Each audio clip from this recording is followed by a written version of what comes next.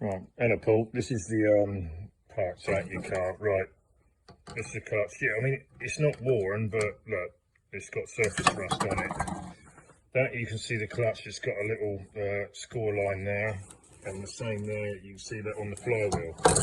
But also, the ring gear on the flywheel has been fitted the wrong way around. See that little chamfer?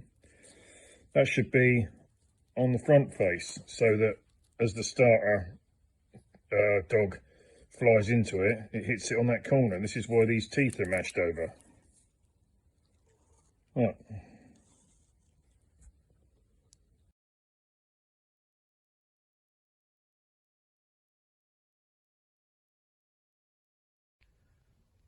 Right, so engine's back together. Clean this all off, put new gaskets on there, new gaskets on here, redone the gasket on the side cover, polished that up. Rebuilt the pump, put recon flywheel, see it's brand new ring gear, it's been faced off. Recon clutch, I'll put a gasket on there when it's in the car. New water pump back plate, cleaned up all the brackets, just painted these brackets and stuff like that, painted the block, put new core plugs in. So I'm just gonna clean up the gearbox because it's got a bit of dirt here and there. Give it a once over, just wash it down with some petrol or brake cleaner, clean it off, bolt it back together, stick it in the car. Right, we're getting that. So engine's back in. I put them both together on that blue table, and then laid it here, lowered the car down, and then just sort of manoeuvred it until I could get the bolts in here, put in little bits of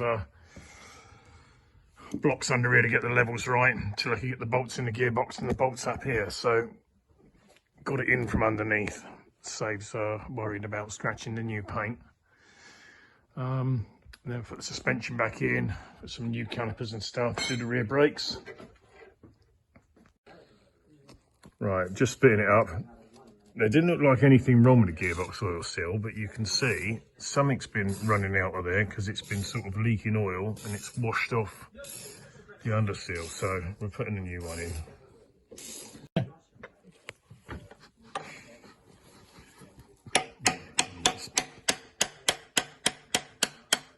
Put a bit of RTV around it.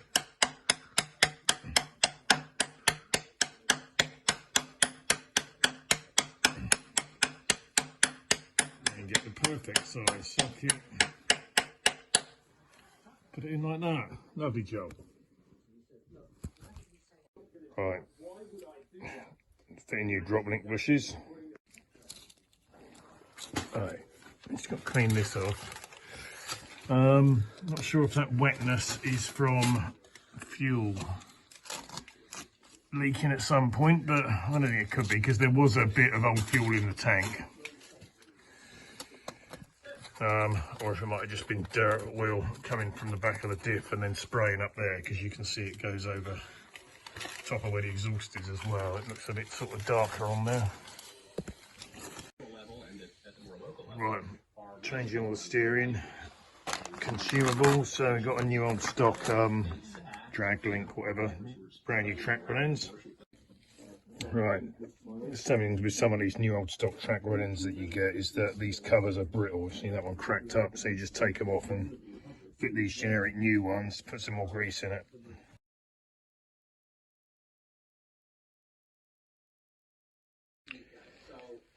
Right, now just a quick word on the carbs. Because these seem to run okay, I'm just going to take the bottoms off, clean out the bowls and make sure the needle and the jets are clean inside. Change the rubbers.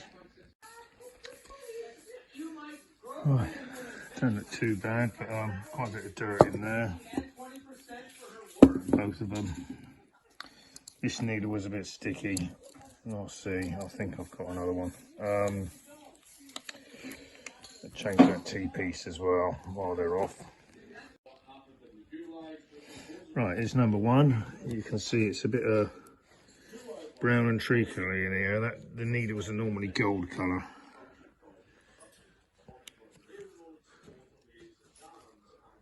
it's yeah. I just want to clean it out with a pipe cleaner and stuff. Just basically just give it the once over, and that's probably why. So all the trichome there makes the needle fatter, so you don't get as much fuel up.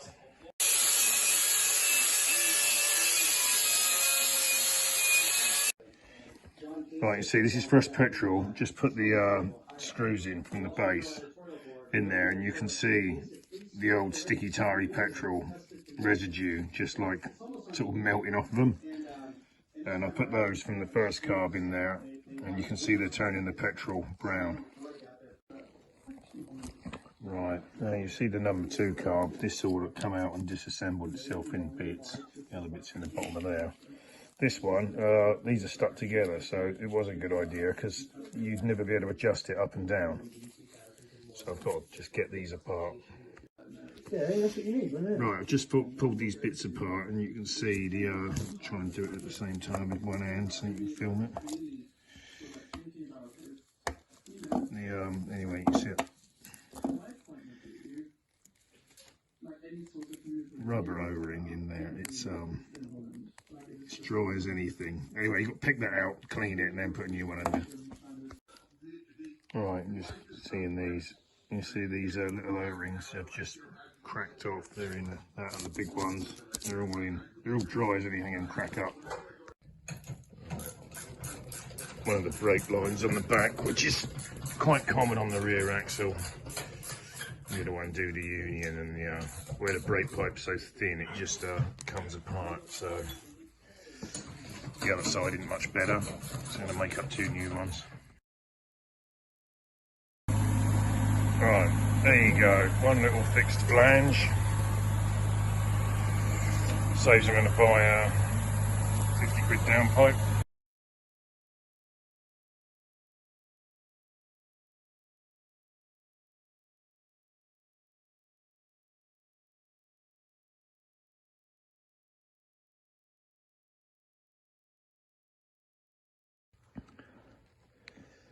Right, it's now all back together, various jobs and sorts, all sorts.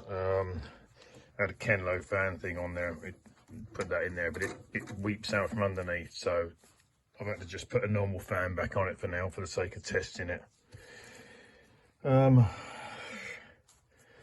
can I say? Put all the cars back together, centralised all the needles and bits and pieces. This is all in the workshop manual, if you need to do that. What else? Yeah, oil, diff oil, water, etc.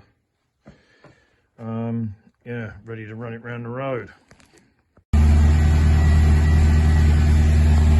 Well, it's got good oil pressure, it's charging, lights out, it says no fuel. I know I have just put like 2 gallons in there, so we run it round the block.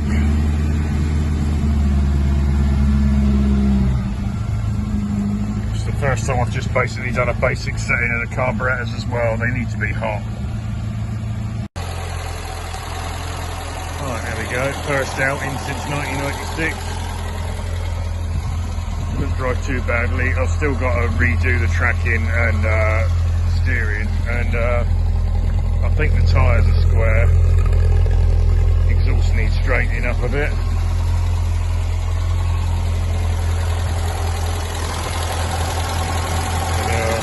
Yes, it seems happy. It's most noticeable, this front right. See the tyre versus the rim.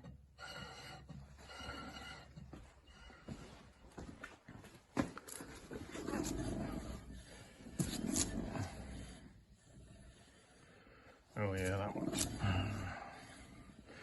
rear right, that's bad.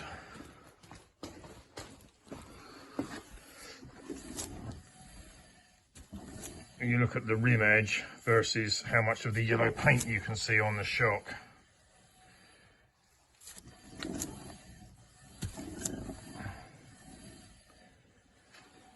can see there's a big flat spot. And you see how much shadow is up there versus the rim. Yeah, you can hear it's wobbling the wheel.